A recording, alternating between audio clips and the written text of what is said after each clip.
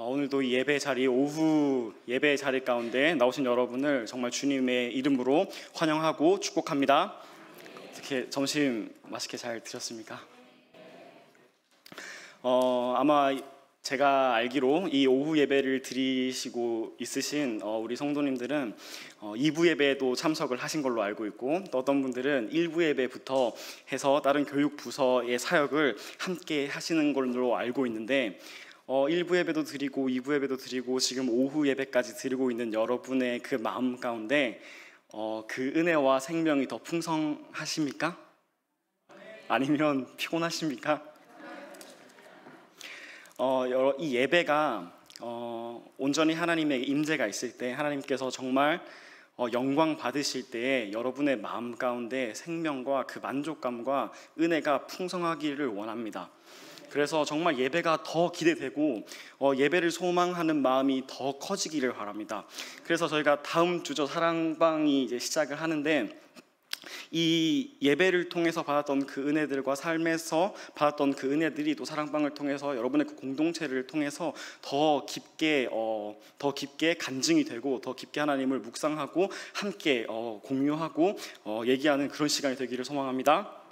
네, 오늘 저희가 읽은 데살로니가 전서의 말씀은 저희가 이제 그 새벽 기도를 하고 나오시는 분들은 계속해서 이 말씀을 묵상하셨을 거고, 지금 큐티를 하고 계신 분들도 아마 계속해서 묵상을 하셨을 겁니다. 그럼에도 불구하고 저희가 오늘 읽은 말씀을 조금 더 깊이, 그리고 조금 더 정확하게 이해하기 위해서는 데살로니가 전서가 어떤 책인지를 조금 알 필요가 있습니다. 먼저 데살로니가 전서는 바울이 데살로니가에 있는 교회와 그 성도들에게 쓴 편지예요. 서신서라고 하죠. 당시 데살로니가 그 시대, 그리고 그 지역은 하나님 예수 그리스도를 믿기 참 힘든 지역이었어요. 많은 박해가 있었고 많은 유혹들이 있었어요.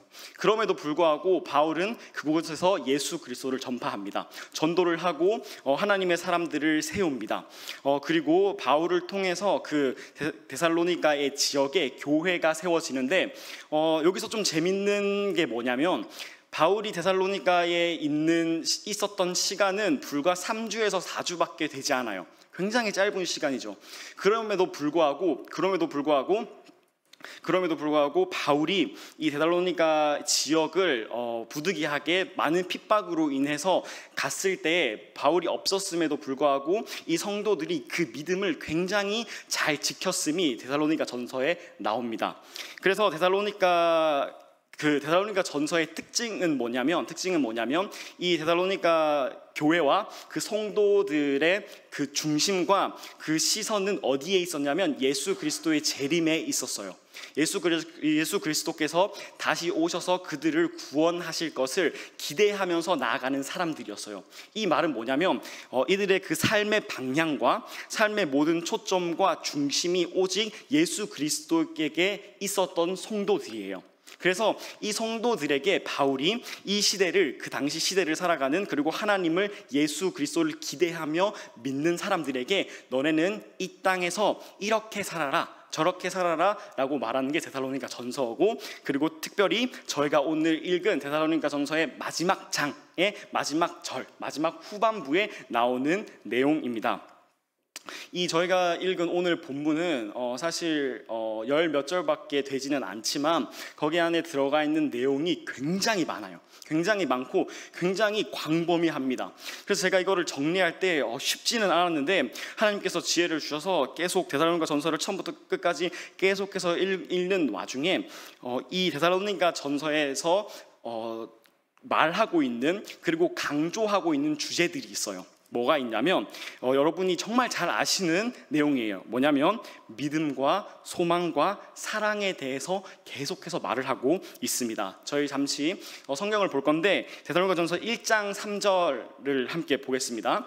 제가 읽겠습니다. 너희는 믿음의 역사와 사랑의 수고와 우리 주 예수 그리스도에 대한 소망의 인내를 우리 하나님 아버지 앞에서 끊임없이 기억함이니 라고 돼 있고, 5장 8절 말씀입니다. 저희가 읽은 말씀의 초반부의 말씀인데, 이 말씀을 저희가 함께 읽겠습니다. 우리는 나체에 속하였으니 정신을 차리고 믿음과 사랑에 호심경을 붙이고 구원의 소망의 투구를 쓰자라고 말을 하고 있습니다. 그래서 저희가 오늘 데살로니가전서 이 5장 12절에서 28절까지의 말씀을 사랑과 믿음과 소망으로 세 가지로 나눠서 볼 거예요. 무슨 말이냐면 소망을 통해서, 믿음을 통해서, 그리고 사랑을 통해서 우리 삶에서 나타내야 될 이 나타남에 대해서 오늘 바울은 얘기를 하고 있습니다. 먼저 12절에서 15절까지의 말씀인데 저 뭐냐면 오직 사랑함으로입니다. 사랑의 결과가 믿는 신자들에게는 분명히 나타나야 합니다. 다시 말해서 우리 마음 가운데 사랑이 있다면, 정말 진정한 사랑이 있다면 이 사랑이 우리 삶을 통해서 분명하게 나타내야 될 것을 성경은 오늘 저희가 읽은 본문은 말을 하고 있습니다. 어떻게 나타내야 되냐고 말을 하고 있냐면 13절과 14절에 계속해서 말을 하고 있는데 13절에는 우리가 화목해야 한다고 말을 하고 있습니다. 여러분 저희 화목한가요? 아멘. 한가요? 자, 그리고 14절에서 계속해서 말을 하고 있는데 게으른 자를 권계하고, 권계는 이제 주의를 준다는 거예요, 게으른 자들에게. 그리고 마음이 약한 자들을 격려하며, 그리고 힘이 없는 자들을 붙들어주고, 그리고 모든 사람에게 오래 참으라고 말을 하고 있습니다. 근데 여기서 중요한 거는 이 사랑의 나타냄을 알기 전에 저희가 뭐를 먼저 봐야 하냐면 우리가 사랑해야 될 대상이 누군지를 분명하게 하고 가야 합니다. 15절에 나오는데 15절에 뭐라고 계속 나오냐면 누구든지, 제가 15절을 읽어드리겠습니다. 15절에 뭐라고 나오냐면 삼가 누가 누구에게든지 악으로 악을 갚지 말게 하고 서로 대하든지 모든 사람을 대하든지 항상 선을 따르라 라고 말을 하고 있습니다. 여기서 중요한 거는 누구에게든지 그리고 모든 사람들입니다. 세상의 인간관계는 성경이 말하는 인간관계랑 굉장히 달라요. 저희가 세상의 인간관계는 저희가 싫으면 싫고 좋으면 좋고입니다. 저희가 이 사람이 세상에서 인간관계를 가질 때 제가 이 사람이 싫으면 그냥 안 만나면 돼요. 그냥 안 보고 무시하면 돼요. 그리고 우리가 세상에서 좋은 사람이 있으면 그냥 그 좋은 사람이랑만 있으면 돼요. 그게 세상이 말하는 인간관계예요. 자, 그리고 저희가 인간관계를 선택할 수 있지만 세상에서도 저희가 인간관계를 선택할 수 없는 경우가 덜어 있죠. 예를 들면 첫 번째는 가족이 될 수 있고, 저희가 선택할 수 없죠. 그 관계는 가족이 될 수 있고, 그리고 저희가 직장에서 만나는 동료들 혹은 상사들 혹은 후임들은 저희가 선택할 수 없는 인간관계예요.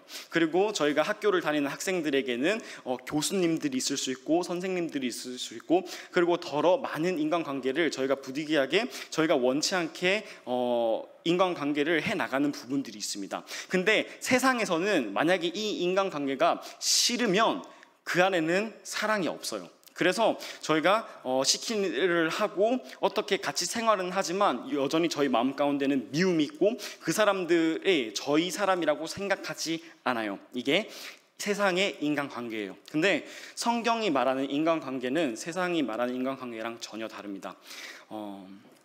정말 성경이 말하는 인간관계는 하나님께서 저희에게 붙여주신, 저희에게 만나게 해주신 그 모든 사람을 말하고 있어요. 나이가 많든지 적든지는 중요하지 않아요. 그 사람이 남잔지 여잔지는 중요하지 않아요. 그 사람들의 사회의 위치가 어떻든지 그들의 행실이 어떻든지는 중요하지 않아요.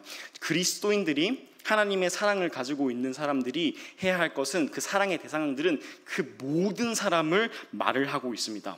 그래서 여러분 분명 여러분의 삶 가운데서 부득이하게 만나는 공동체 안에서 싫은 사람이 분명하게 있을 거예요. 미워하는 사람들이 분명히 있을 거고, 더 나아가서는 저희가 도저히 용서하지 못하는 그런 원수진 관계들도 있을 거예요. 그럼에도 불구하고 성경은 분명히 그 사람들에게도 우리가 하나님의 사랑을 보여야 한다고 말을 하고 있습니다. 자, 그러면 한번 돌아가 보겠습니다.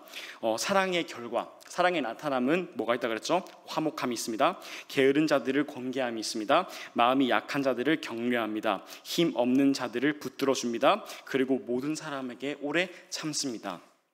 우리가 사랑하는 사람 말고, 우리가 개인적으로 좋아하는 사람 말고, 우리가 도저히 용서할 수 없는 사람들, 도저히 우리의 힘으로 사랑하지 못하는 사람들에게 우리 마음 가운데 하나님의 사랑이 있다면 이 나타남들이 그 사람들에게 나타난다는 거예요. 우리가 싫어하는 사람이든 우리가 너무 힘들어하는 사람임에도 불구하고 그 사람들과 화목함으로 나아갈 수 있고, 그 사람들이 약할 때, 마음이 약할 때 우리가 격려할 수 있고, 그들이 힘이 없어 보일 때 우리가 붙들어 줄 수 있고, 오직 믿음으로. 그리고 그 사람들이 어떤 말을 하던, 우리에게 어떤 상처를 주던 그 사람들에 대해서 우리가 오래 참을 수 있다는 겁니다. 이게 사랑이라고 하는 겁니다. 그리고 사랑의 나타남입니다. 그리고 우리의 사랑의 나타남 가운데, 오늘 성경에서는 말을 하고 있지만 사랑의 나타남 가운데 또 하나가 뭐가 있냐면 교회 안에서의 봉사가 있어요. 여기 계신 많은 분들은 봉사를 꽤 많이 하는 걸로 제가 알고 있습니다. 중고등부와 청년부에서도 참 봉사를 많이 하는 우리 학생들이 있는데, 항상 이 교회 안에서의 딜레마가 뭐냐면, 처음에는 그 봉사의 자리가 설레고 감사하고 은혜롭지만 시간이 지나면서 이게 점점 일이 돼버리죠. 일이 돼버리면 우리 마음 가운데 불만이 조금씩 쌓여요. 불만이 조금씩 쌓이면 저희 말에 어떤 말들이 있죠? 내일 주일이네, 내일 토요일이네, 또 크리스마스네, 이러고 또 어떤 말들이 있어요? 왜 교회에는 일하는 사람만 일하냐? 라는 불만들이 여러분 마음 가운데 있죠. 근데 이런 마음들이 왜 있냐면 우리 마음의 그 본질을 잊어버려서 그래요. 여러분의 교회 안에서의 모든 봉사와 헌신과 여러분들의 하는 그 모든 일들의 본질은 오직 예수 그리스도의 사랑임을 믿으시기 바랍니다. 그래서 저희 시선이 다른 곳으로, 불만으로, 죄악으로 돌려졌을 때 저희의 섬김 가운데, 저희의 관계 가운데 불만이 생기고 힘듦이 생겼을 때 잠시 내려놓고 여러분의 본질, 여러분의 그 중심을 다시 한번 예수 그리스도께로 돌리는 그런 용기와 그런 담대함이 있기를 소망합니다. 자, 그리고 이 오직 사랑으로 행할 수 있는 힘은 어디에서 나오냐면 오직 믿음에서 나옵니다. 오늘 저희가 읽은 말씀의 16절에서 22절 말씀은 믿는 그리스도인들에게 믿음이 있을 때에 나타나는 것들에 대해서 말을 하고 있습니다. 저희가 정말 잘하는 말씀이죠. 항상 기뻐하라, 쉬지 말고 기도하라, 범사에 감사하라 라고 말을 하고 있습니다.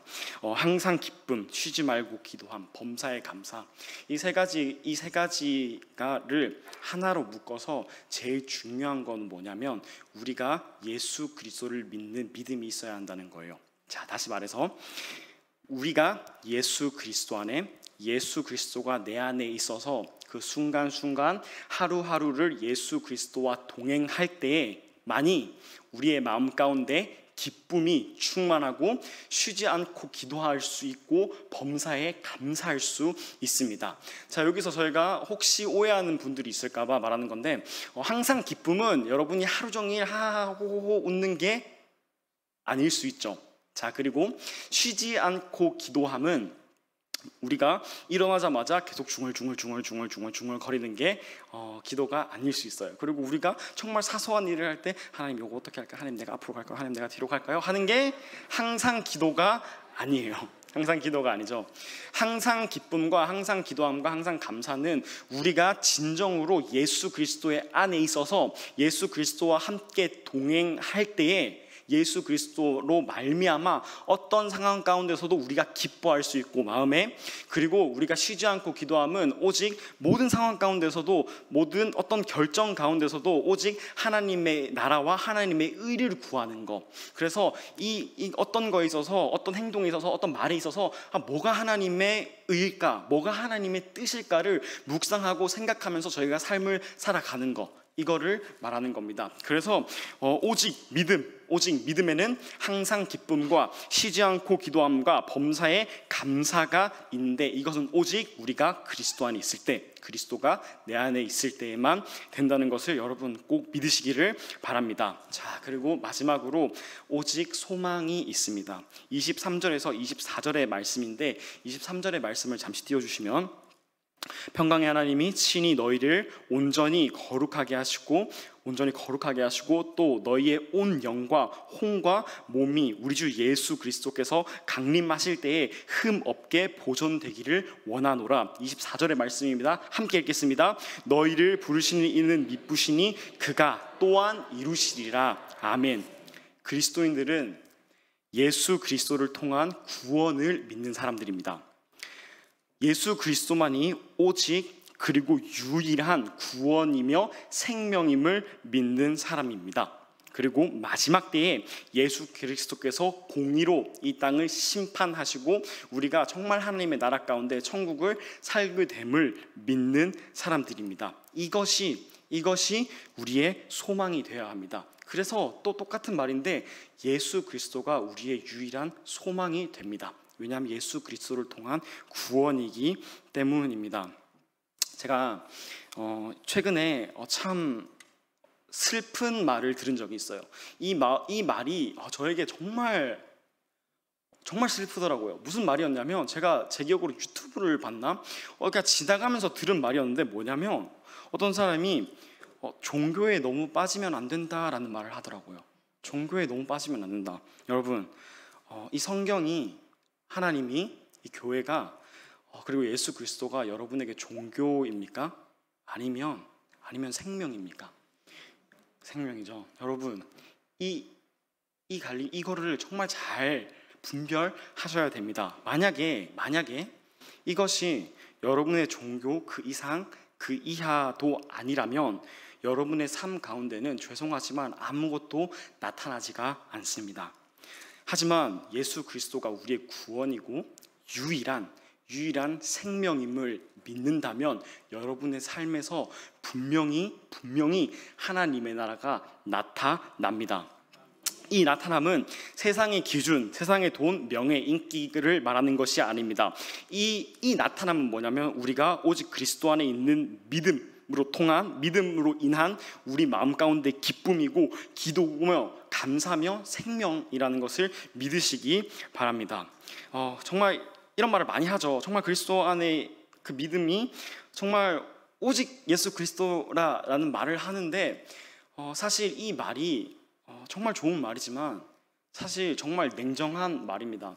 제가 참 재밌는 경험을 한 적이 있는데 제가 전에 있던 교회에서 어떤 이제 부부셨는데 아들이 있었는데 이 집사님 이 장로님 권사님인가? 이 집안이 이 아들이 위해서 정말 기도를 많이 했어요. 믿음을 갖게 해달라고 정말 기도를 많이 하고 하나님께 정말 새벽 기도로 봉사로 하면서 정말 이 아들의 믿음의 기도 제목을 가지고 정말 기도를 많이 했어요. 그리고 실제로 이 아들이 믿음을 얻었어요. 자, 믿음을 얻었는데 믿음의 생활을 하고 신앙 생활을 하는 와중에 이 아들이 어느 날 부모님 앞으로 갑니다. 자, 그리고 말을 합니다. 부모님, 저 사역자의 길을 걸어야 될 것 같아요. 저 신학의 길을 걸어야 될 것 같아요 라고 말을 하는데 그 부모님이 아무런 대답을 못했다고 그래요. 왜 그래요? 그 마음 가운데 아들이 그 힘든 길을 가기를 싫어하는 거죠. 그 마음 가운데 뭐가 있어요? 그거에서 뭐 먹고 살라고 이런 마음이 있죠. 우리 목사님만 봐도 우리 목사님 가정만 봐도 그렇게 힘들어 보이는데 그 길을 가려고 왜 너가 가려고 하는 거예요. 이게 뭐예요? 우리의 중심이 온전히 그리스도께 있지 않다는 거예요.